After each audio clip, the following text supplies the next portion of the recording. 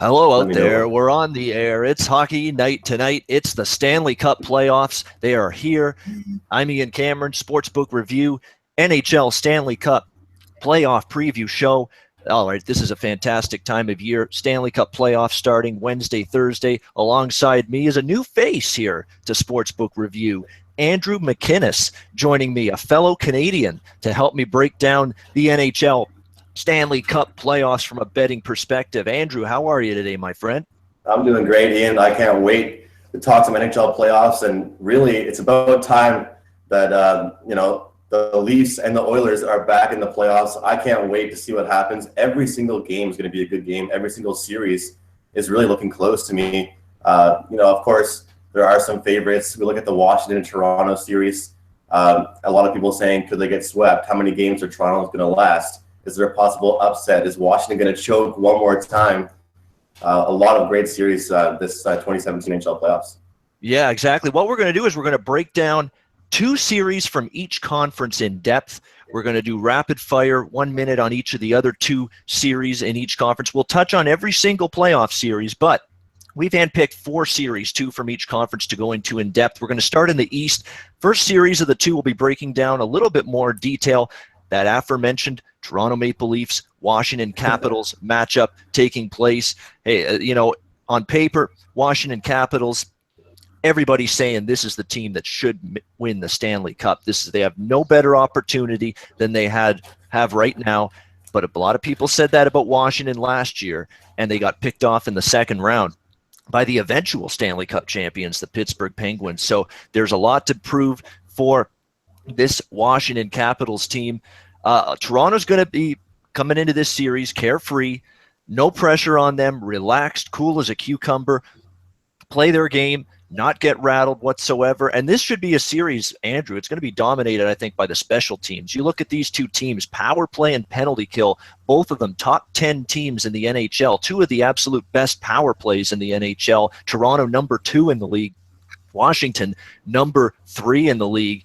And both penalty kills, very good as well. But I think this is going to be a power play dominated series. Special teams, you're going to have to make things happen with the man advantage. I'll tell you what, this Toronto team, led by their rookie class, Austin Matthews, William Nylander, Mitch Marner, Connor Brown, an underrated guy that doesn't get talked about on this Toronto team, had a fantastic season. Washington with the playoff experience, but I'm telling you right now, Andrew, they've got to take care of business these first two home games here in this series. If they let Toronto get out of D.C. with a split, 1-1, heading back to Toronto for Game 3, those ghosts of playoffs failures past, they're going to rise from the ashes. The noose is going to get tight again, and Washington might be starting to grip the stick a little bit, get a little tight. They got to come out strong. They got to take care of business at home. I think win both of those games at home. If they give Toronto any sort of life in this series, could be a little bit of a scare. I'm going to end this series discussion off by saying Washington wins this series in 6. I think I'll give Toronto 2 games, but I think the Leafs do put a mini scare. Andrew, what do you say about this series? Well, you pretty much summed it up, Ian. I loved what you had to say about it. And just like you said, the power play, the special teams, both these two teams are known for scoring a lot. In the playoffs, one of the things I was going to mention betting-wise is you usually do expect a lot lower scoring of games.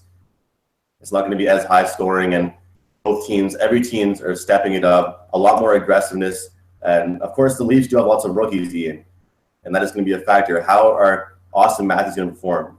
Mitch Marner, William Nylander, how are they going to step up and continue to play the same way they were playing in the regular season now in the playoffs? Now, most people would say, oh, absolutely, they're going to play the exact same way. Might be a little bit different. Washington could be a very aggressive team coming into the playoffs. They could, kind of throw off the stars for the Leafs. So my biggest key for the Leafs coming into this playoff push is that they have to have some depth. And I don't mean the fourth liners have to score and get hat tricks every game. What I'm saying is that it can't be just Matthews that's getting shots on net. It can't be just the top 2 lines that are really developing plays along the way. But like you said, special teams is going to be a really high-scoring series. But the big question is, like you mentioned, I saw your tweet this morning as well with the Noose and Washington. All the pressure is on them. The past 2 or even maybe 3 years, Ovechkin thought that his team was in it to win it. They were going to go deep in the Stanley Cup playoffs, and they end up choking. And of course, my hometown boy, I'm from Halifax, Nova Scotia, Sidney Crosby, taking him out last year, ends up winning the Stanley Cup. But I really do think Ovechkin and the Washington Capitals are going to, dominate that series. I'm going to take Washington in 5 if they can control things. The only way the Leafs are going to play in that series, it's going to have to be a very high-scoring game. And Frederik Andersen, we have to mention him, and the goalies for the Leafs, they're going to have to stand on their heads. Yeah, and you know what? It's a funny thing you mentioned about Toronto wanting to turn this series into a track meet. I completely agree. Washington, we've seen them. They have a lead. They have one of these 2-1, 3-1 leads going into the third period. They just dumb the game right down. It just becomes a grind. They put it through the meat grinder, clog up the neutral zone, can't get any sort of space and time to make plays in open ice, and that's going to be the critical part for Toronto. Can't fall behind on a game-by-game basis in this series. One thing you're going to want to watch before we move on to the next series, Toronto injury situations on the back end. Nikita Zaitsev, Roman Polak, both leaving the Columbus game due to injuries. Frederik Andersen, how healthy is he going to be for this series? Mike Babcock says they'll all be ready to go for game 1, but that's definitely something you want to make sure of heading into game 1. That series, they drop the puck on Thursday.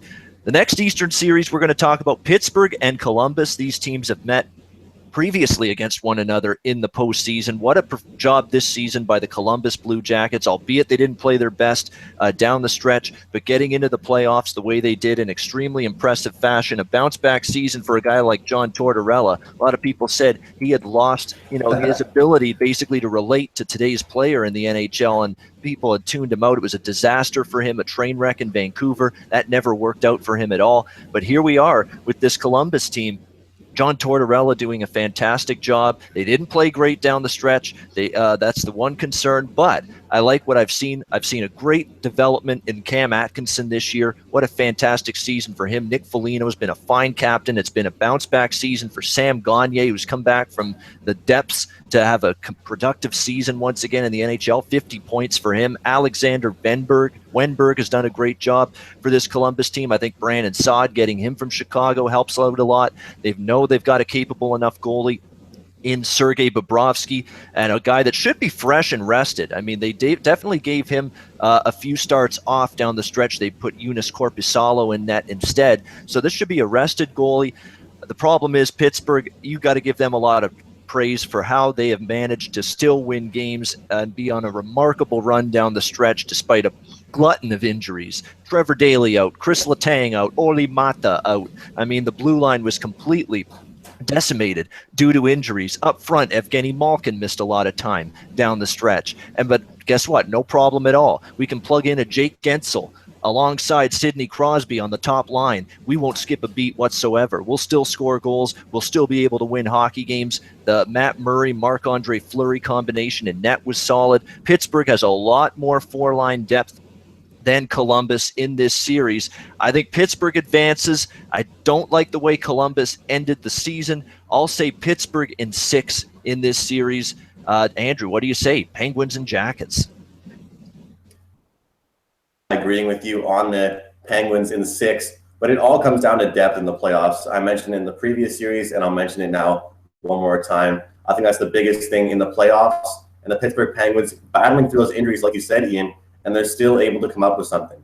The Pittsburgh Penguins in the past couple seasons in the playoffs, they've had some unsung heroes. They've had some players that are just stepping up. It hasn't been Sidney Crosby always, hasn't been Evgeny Malkin, it hasn't been Phil Kessel. It's been a lot of different players that are able to step up and score. A big player, goalie for the Columbus Blue Jackets, you mentioned, Sergei Bobrovsky. He is going to have to be huge. In my opinion, if the Columbus Blue Jackets win, their games are going to be very low scoring, maybe 3-2, 2-1 type of game. I can't see the Pittsburgh Penguins losing a game 5-1. It just doesn't make any sense to me, seeing the depth and the scoring production that they do have. Now we'll talk about the goaltending for the Pittsburgh Penguins. We have Matt Murray and we have Marc-Andre Fleury. What are your thoughts about those two goalies and really what they can do as a team effort, and who's going to be getting the call for them? I think it'll be Matt Murray. I don't doubt that for a single second. Matt Murray's been the number one guy pretty much ever since he took the job away from Marc-Andre Fleury last year in the playoffs with that great run leading them to the Cup. So it's Matt Murray's job, but it's nice to know that if he does stumble for whatever reason, just doesn't have his best game come playoff time, they've got a guy in Marc-Andre Fleury that they can go to with experience, that is capable of getting the job done. Highly erratic at times, no doubt about it, but he's also capable of playing at an A level, stealing a game. I just think Pittsburgh advances in this series. Columbus, great season, great turnaround season, something for them to build on, but I think they may have to wait till next year before they experience a playoff series victory. And having said that about the depth of the Penguins, I will say, though, Ian, I do think that Crosby, Malkin, Kessel, especially Kessel's been going through a little bit of a drought. Before the season has ended, they do have to step up and have a great playoffs. Crosby is having one of the best goal-scoring seasons of his career. And, we're getting a little bit late in his career, and I expect him to not get into a slump. Big thing talking about playoff sports betting, and specifically hockey betting, is experience. All of you out there that are interested in betting in the NHL playoffs, you have to look at the players, the teams who have the experience, who's doing well coming into the playoffs, because it really does matter, and it is really a mental game.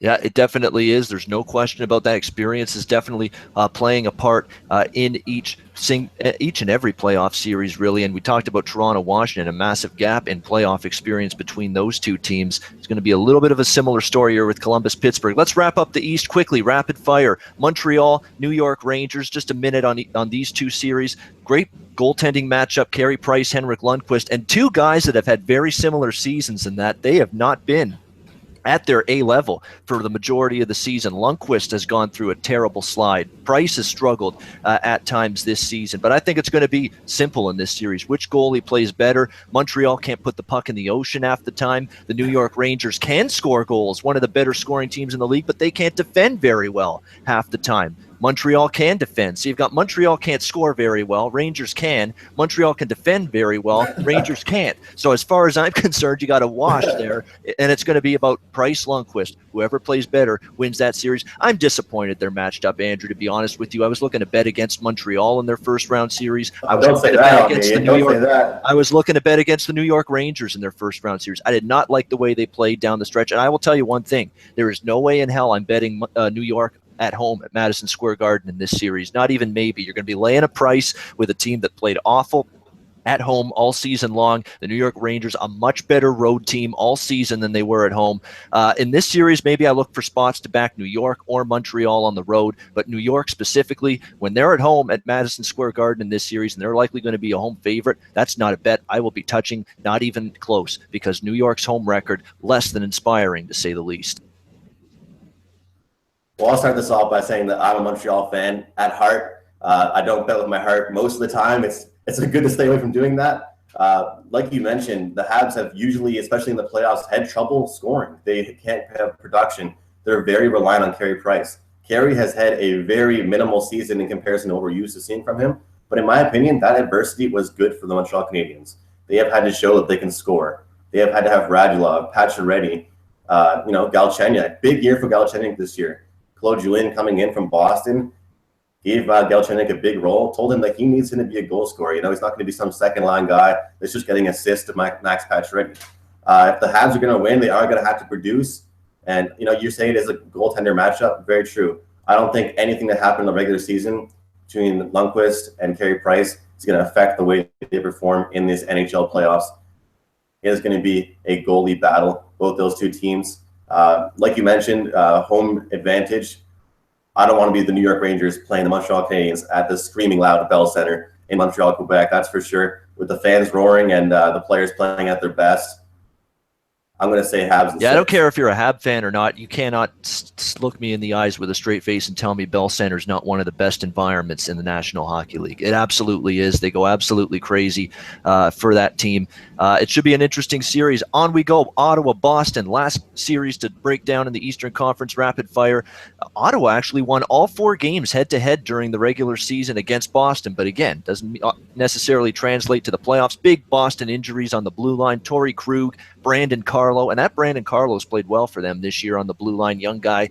Both of them injured, both of them expected to miss at least game 1 of this series, which takes place on Wednesday night. So that Bruins depth on the blue line going to be tested a little bit I was initially thinking, keep digging, look under the total game by game in this series. I think it's going to be a lower scoring series. 3 of the 4 games stayed under the total during the regular season. But these Boston blue line injuries concern me for unders for one reason. When you've got new guys playing with each other on the back end, it leads to communication breakdowns, coverage breakdowns in your own zone. That's when goals can happen. So those injuries on the blue line sort of worry me a little bit. However, that being said, would still lean to this being a lower scoring series. And I think the Boston Bruins, I was liking them in this series at first. I don't like those blue line injuries. I'll still lean to the Bruins. I think if the Bruins can get by Ottawa, they're a team that could still make some noise. They played very well down the stretch. I mean, back against the wall to make the playoffs. They looked like they were falling out of the race, Andrew, a few weeks ago. And they put together this 6-7 game winning streak to clinch their spot in the Stanley Cup playoffs in very impressive fashion. Tuukka Rask really found his game late in the season, played at a very high level. The blue line injuries concern me, but I've got a Marchand coming back from suspension. I've got Patrice Bergeron, the best two-way player, in my opinion, in the National Hockey League, can do it all, power play, penalty kill, 5-on-5, plays in all situations, and a Boston team that was at least a little bit better offensively later in the season and also better defensively. And again, Rask played better. So Bruins in a long, tough, hard-fought series. I say Bruins in 7. Hopefully they can get Carlo and Krug back sooner than later, though, in this series. All right, well, we're looking at, a really tight matchup as far as goaltending one more time, in my opinion. As we just talked about the Montreal series, Craig Anderson versus Tuukka Rask. We all know about the incident or what's going on in Craig Anderson's life, and the way that he's performed after coming back from that has just been amazing. The way that he's performed for his team, the way the team has rallied together, it is amazing. And as sports fans, we should all be, just amazed by what's going on with that Senators team. I believe it was maybe 4 or 5 days ago, I'm watching the Senators, and they're heading into a shootout time, and they were guaranteed a point, and that is when they clinched the playoffs. They're all smiles on the bench. Ended up taking that game in a shootout, but I think that team is ready. The Sens were known all season long to be very high-scoring games. You're mentioning the under for this series, and I do agree it's going to be a very big goaltending matchup, and both teams are going to I don't think there'll be too many pretty goals in that series. It'll be a lot of just banging around. Marchand in front of the net being pesky, his nerves, but from that standpoint, I think Boston just has the experience over the Senators into the third period, especially if they get the first and or second goal in a game. It'll be hard for the Senators to come back. Boston, known for being the big bad Bruins, they've kind of escaped from that nickname, but they're known for being tough. If they get a 1 or 2 goal lead, it's going to be hard to come back from them. I'll say Boston in 6. Senators are going to perform well, but the depth and the battle from the Bruins is just too tough. And like you said, I do fully agree. The Boston escapes this Senators series. They're going to do pretty well in the East.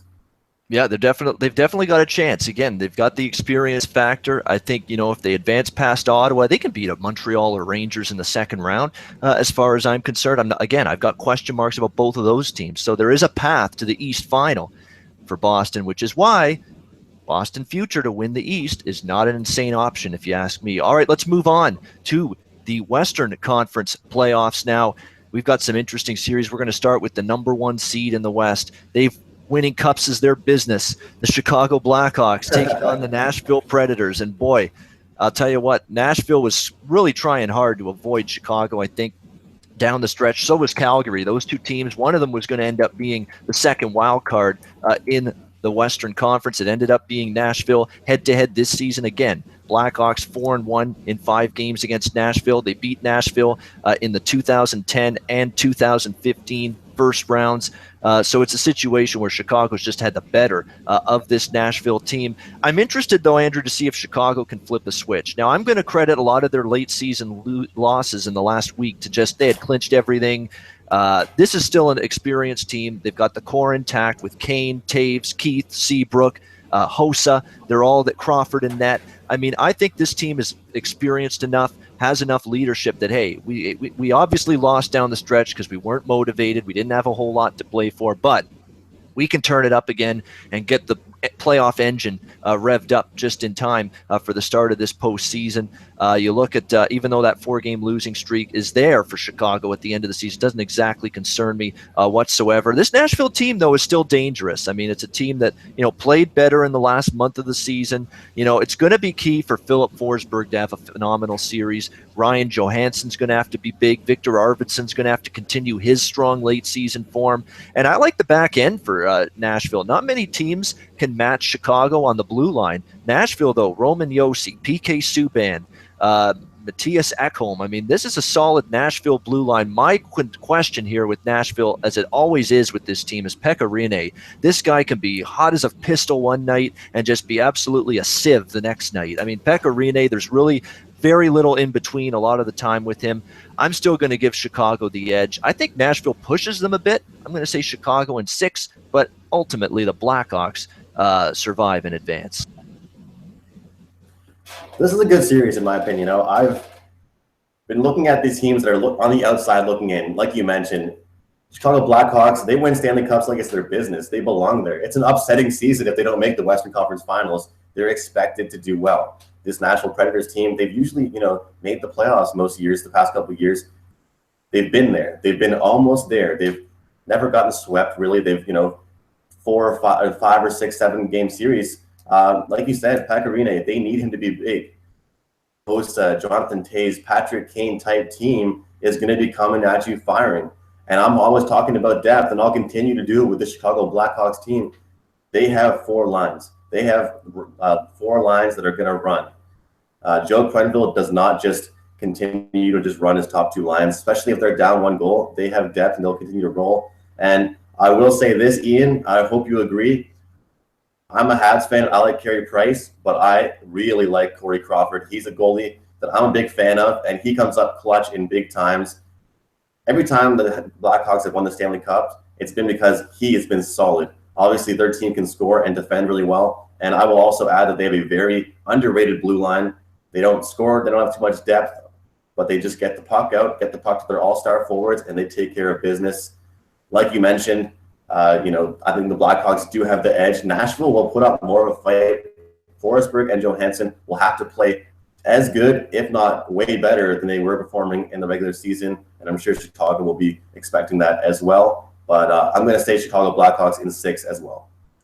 I also think this is going to be a higher scoring series. I'll be looking to bet some overs in this series. 3 overs, 2 pushes in the 5 regular season meetings between the Blackhawks and Predators. Chicago doesn't mind pushing pace. Nashville doesn't mind pushing pace. That's always been the Pete Laviolette system, going back to the Philadelphia, Carolina, Islanders days, if you want to go way back with Peter Laviolette. So both of these teams do have firepower. And you look at Joel Quenneville. This is probably one of the best coaching jobs he's done. I think he's always been a great coach, but this job that he's done with Chicago this year, I think deserves even a bit more accolades, because Ryan Hartman and a bunch of other young guys that he's had to integrate into this team this season to sort of, because they've always had salary cap issues. They've had to say goodbye to some key pieces. Finally, they are able to basically be in a situation where they're grooming young players, and every year they're able to just reload and have these young players step up, play well. Ryan Hartman is the guy that immediately stands out to me from this Chicago team. It's going to be a fun series. I think also higher scoring. I would look to back some overs in this series between the Blackhawks Predators. Let's move on. Edmonton, San Jose, the Oilers back in the playoffs for the first time since 2006. That great year when they went to the Stanley Cup final and lost in a heartbreaker to Carolina in 7 games. Oh, I was just crushed. The whole country of Canada was basically. The whole country was rooting for the Oilers that year. It was an amazing thing.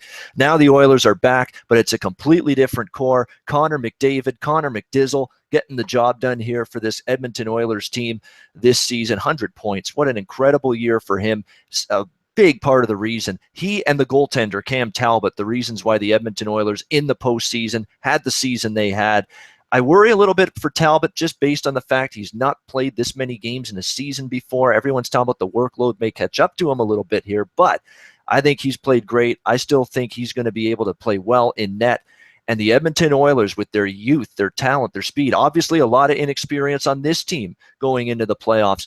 But boy, I got concerns about San Jose. I mean, this is a San Jose team that did not play great down the stretch of the regular season. They look tired. They looked uninspired. They looked lethargic. Their passes weren't crisp. Their defensive breakdowns were more prevalent. Martin Jones looked like he was wearing down a little bit, not playing as sharp in net down the stretch. This is a team with a lot of guys in their 30s. Joe Thornton, Joel Ward, Paul Martin on the blue line. These are guys that are in their mid to late 30s. Patrick Marleau, Logan Couture's banged up. Thornton's banged up.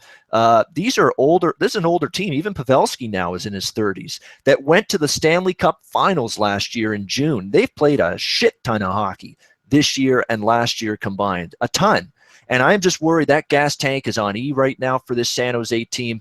The young, fast, speedy, talented legs of this Edmonton Oilers team, I really think is a troublesome matchup here for this San Jose Sharks team. And I'm going to say it right now. I mean, I'm looking at the odds right now. Bovada Sportsbook with the Edmonton Oilers to win the Stanley Cup plus 1,600, to win the West plus 800. I still see some value with both of those bets, in my opinion. I think this team, despite some playoff inexperience, can make a run, can beat San Jose here in this series, and maybe make a little bit of a run. I got better prices before midway through the season when I sensed that Edmonton was starting to put things together, but I still see value with both of those bets. I think Edmonton advances in this series. I really think San Jose's up against it, even though they have the team that has been there, done that before in the playoffs. I think Edmonton, their speed and their talent might just be too much, and I'm worried about San Jose trending in the wrong direction late in the season. Connor McDavid, you watch the Edmonton Oilers and you are entertained. How many games have you watched from the Edmonton Oilers where you haven't been entertained? I won't let you answer that because it's probably zero. This is going to be an excellent playoff series. Run and gun. The Oilers are going to be pushing the tempo. Like you mentioned, this is an older San Jose team. They're going to look to kind of chip it in, dump and chase, get set up, really make usage on their power plays. Meanwhile, this Oilers team, they like to get off to the races. If they get a good defensive stop, the defenseman, get the puck to Eberle, get the puck to Connor McDavid, Patrick Maroon, Milan Lucic. I mean, how much has he really broken out of his shell? He's coming out of being a Boston Bruins player a couple years ago. Sure, he scored some goals, but now he's actually being relied on to, be productive for this team. And one thing I can say about this Edmonton Oilers team is they don't really have too many stars right now. Like, they just have players that are being productive.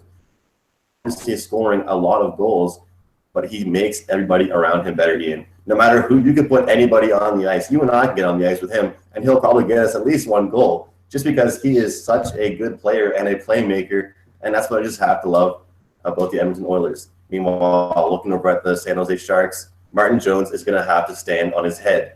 I mean, I'm very, very much crediting the offense of this Edmonton Oilers team, but again, I can't see them scoring minimal amounts. I would look to bet the over in these games as well, specifically if the Oilers can score a lot, but the San Jose Sharks aren't going to win any games 2-1. For all of you watching, don't expect a low-scoring game in this series. If the Oilers continue to play the way that they were playing the past couple weeks and throughout the regular season, they just continue to get better. Pavelski, Logan Couture, Joe Thornton, he's probably still hungry and he wants to win. He wants to do well. They lost in the NHL Stanley Cup Playoffs last year. Look to see a good series. I'm going to say Edmonton in 5.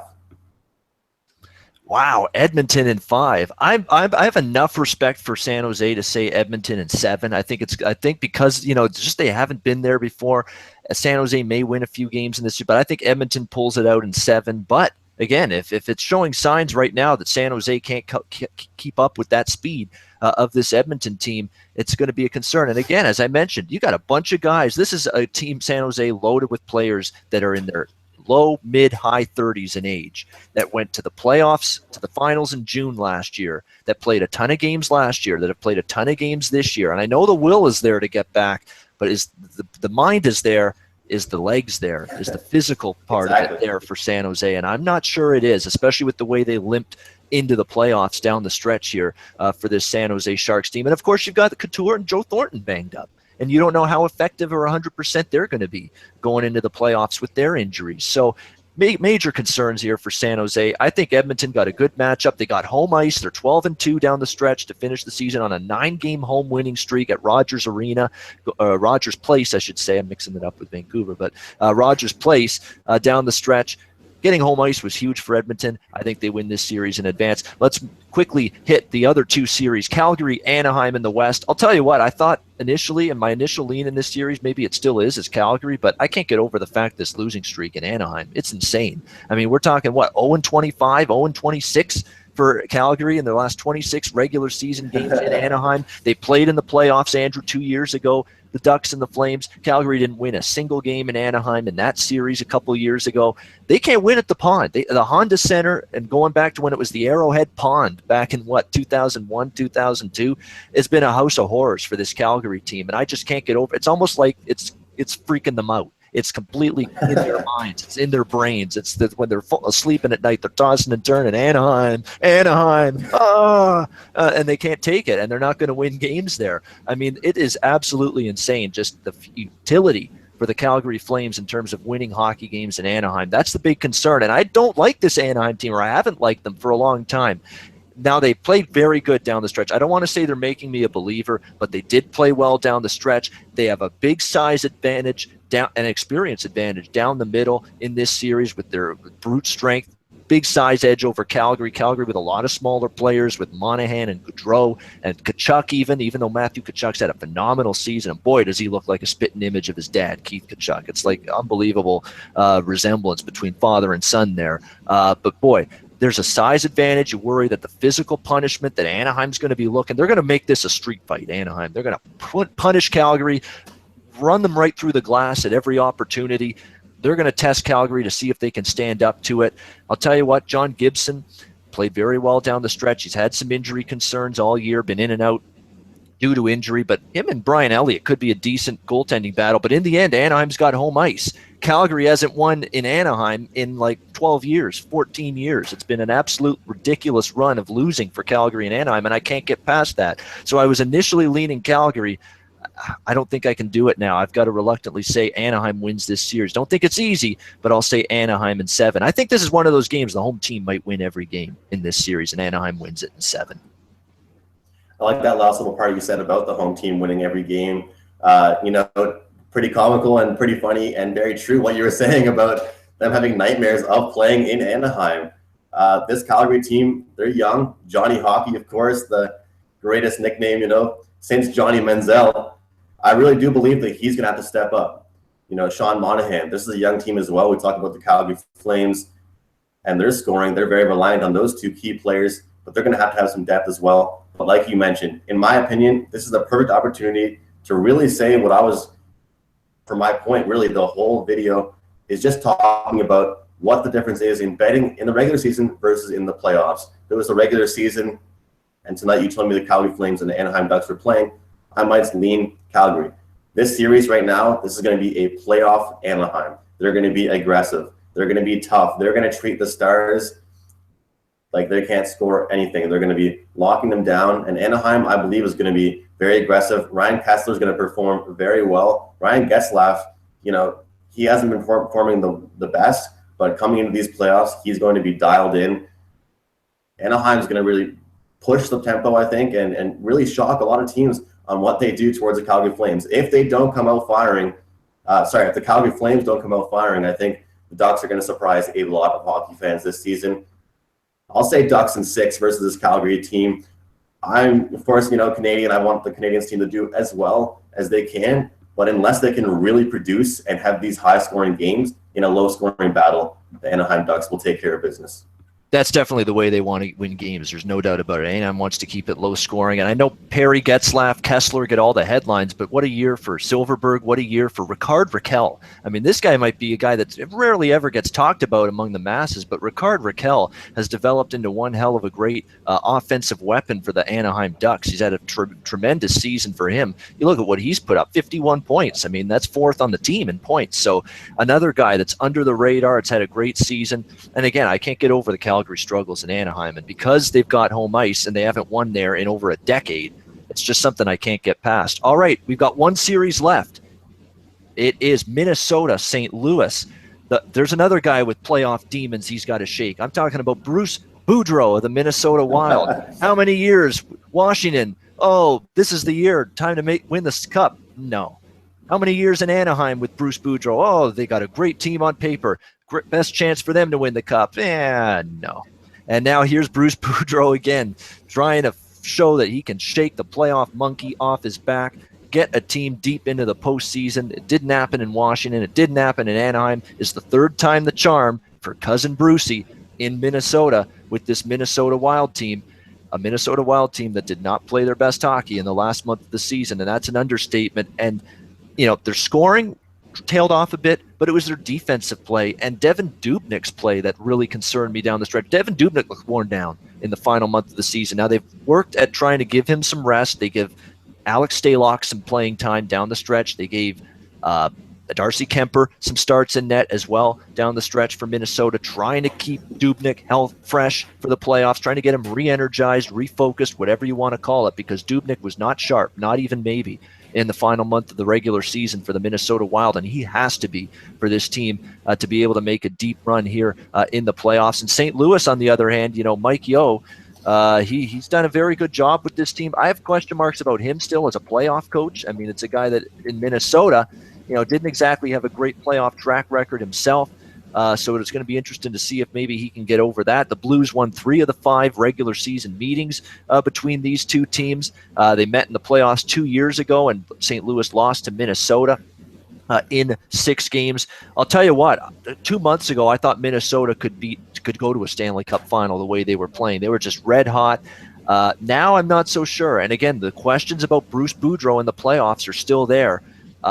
So it's a tough one for me.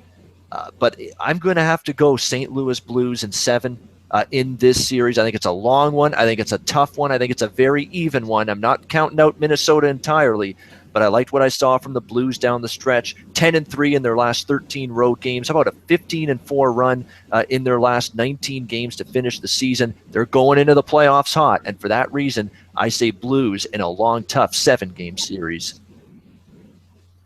Excellent analysis there, Ian. Quickly, I just have to ask you, because you did mention that about Calgary now with Bruce Boudreau. How much do you really believe in that? And for everybody watching, looking at all these stats all the time, how much does that really matter coming playoff time? Teams that haven't been able to beat this team at home and coaches that haven't done well. How much does that really actually matter to you? In Bruce's case, it matters a little bit. I'm not going to say you put all your stock into it, but Bruce has just had that issue. Washington, Anaheim, maybe win a round, and maybe he does win a round here. It's very possible, but it's just something about playoff time. I don't know if it's not making the correct adjustments. It's maybe some bad luck. I think there has been some bad fortune involved for Bruce in previous playoff runs with Washington and Anaheim. But at the end of the day, it's been a very clear, crystal clear picture of playoff disappointments for teams coached by Bruce Boudreau, and that's something he's going to have to shake this year. If Minnesota wins this series, it wouldn't shock me. I don't know if I'll have a series price bet on this one, even though I'll lean to St. Louis, and I'm just doing that because I think St. Louis played better down the stretch, and again, Bruce Boudreau's questionable track record, but should be a very interesting series. I think it's a long one, and I think it's a very close one. All right, well, like you mentioned, I agree with you fully. 3 months ago, down the road, I was thinking Washington, Minnesota, finals, Stanley Cups, as good as the Chicago Blackhawks were playing. Now you look at it, what can you expect from the Minnesota Wild? Inconsistency is the key, and it's really just about what can you expect, what do you want to see from them. I think that there's going to be low-scoring games. Look to bet under the total in these games. St. Louis, they do have some high-power scorers, especially in Tarasenko, playing very well, but this is going to be a battle. I agree, a 7-game series.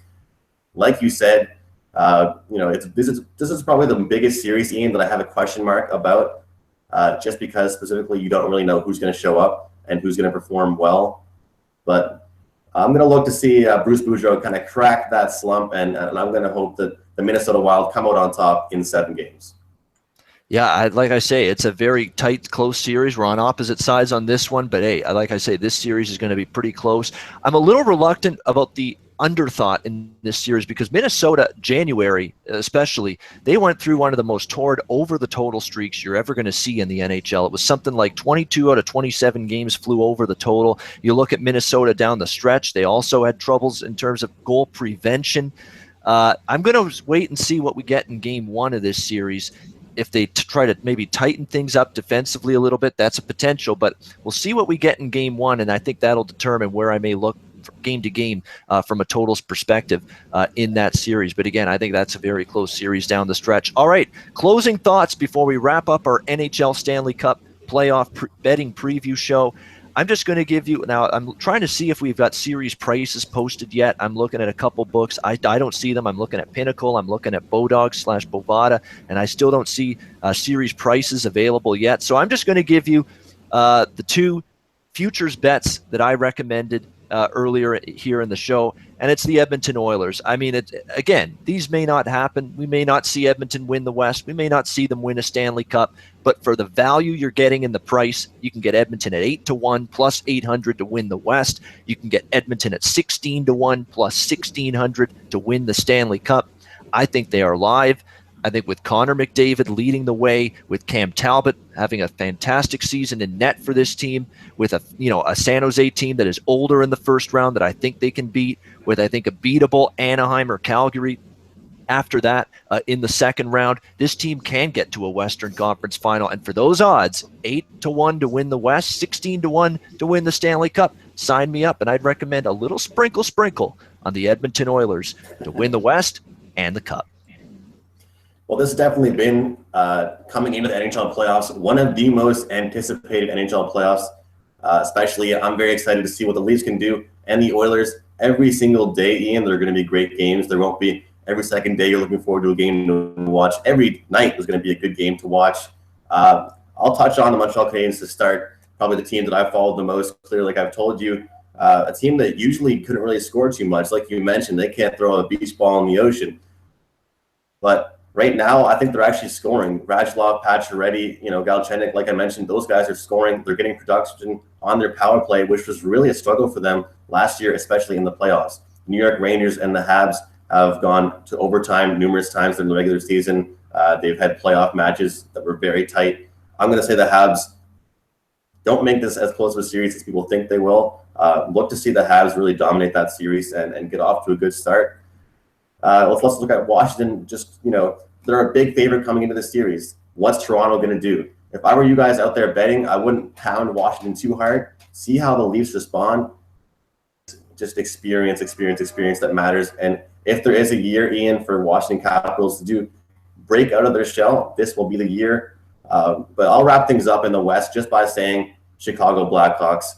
I understand you said that excellent, future bet with the Oilers, and I would love to see them do well. But I just can't see anything really slowing down this Blackhawks team, and they're a very playoff mindset type of team because they're a team that can play aggressive, they're gritty, they can score, and they have the excellent goaltender in Corey Crawford that I really like, and I believe should get a lot more credit than he does. But I'm going to look to see a great playoff series. Once again, I think Montreal is going to have a great performance against the New York Rangers. Look to bet that in their NHL playoff betting in the opening week.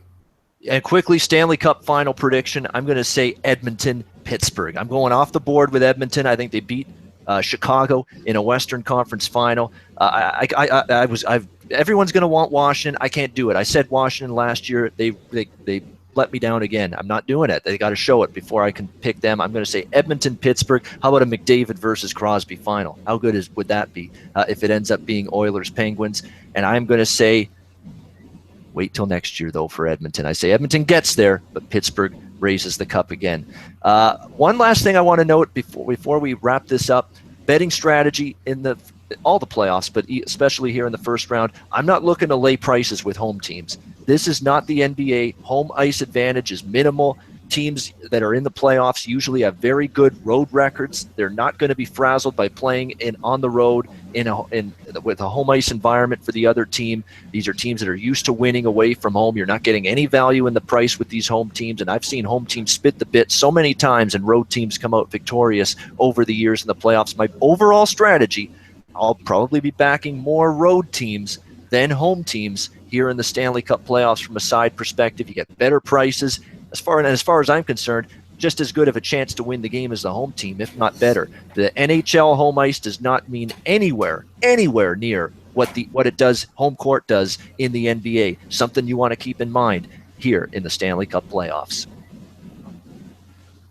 I guess one thing that I will add for my sports betting advice in the playoffs is that don't really chase your bets. If one team comes out, let's say for some reason the Leafs dominate the Washington Capitals in the first game, the game 2, anything could happen. You don't really have to just don't lay your entire bankroll in Washington just to assume that they'll bounce back. Obviously, you always talk about momentum and how teams are playing coming into the playoffs, how teams played in game 1.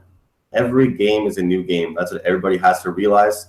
If one team gets upset, if one of the top seeds lose to a bottom seed, anything could happen. So don't be upset if you lose one bet and then go off and chase your bet in the next game, because anything could really happen. And like you said, home ice advantage and teams being away, try not to always factor those things in. Just focus on the game itself, how the players are playing and production. And my biggest betting advice is look at the depth. If you see a third liner playing really well, a couple of years ago, the Habs were getting production from Bork and just random players on their third line. And that's when they made it to the Eastern Conference Finals, when they had Yaroslav Halak as their goalie. And, that's just impressive. You want to look at depth. You don't want to see – if you look at the Edmonton Oilers and it's just Connor McDavid scoring most of their goals, that may not work. You need to have Patrick Maroon. You need to have Draisaitl. You need to have Eberle stepping up and everybody scoring. So just to wrap my thoughts up, look for a lot of depth and look for playoff experience. And once again, good luck to everybody.